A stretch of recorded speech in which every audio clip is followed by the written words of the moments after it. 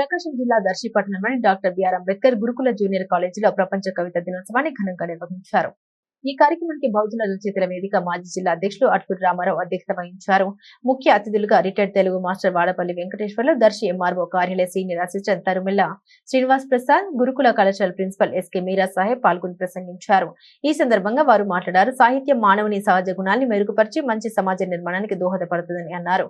మానవుల్లోని మేధస్సును వెలికి తీయడమే కవి లక్ష్యమని పేర్కొన్నారు. కవులు ప్రకృతిని, సమాజాన్ని పద్యాలు, కవిత రూపంలో ప్రజలకు అందిస్తారని తెలిపారు. ఈ సందర్భంగా రిటైర్డ్ తెలుగు మాస్టర్ వాడపల్లి వెంకటేశ్వర్లను గురుకుల కళాశాల ప్రిన్సిపల్ ఎస్కే మీరా సాహెబ్, ఎంఆర్ఓ కార్యాలయం సీనియర్ అసిస్టెంట్ శ్రీనివాస్ ప్రసాద్లను అట్లూరి రామారావు, జూపల్లి కోటేశ్వరరావు ఘనంగా సన్మానించారు.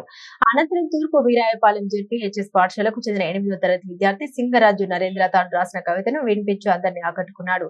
ఈ కార్యక్రమంలో సిపిఐ నాయకులు జె కోటేశ్వరరావు, ఎంఎఫ్ నాయకులు టి ఆల్ఫ్రెడ్, దర్శి మండల యూటీఎఫ్ అధ్యక్షులు కె శ్రీనివాసరావు తదితరులు పాల్గొన్నారు.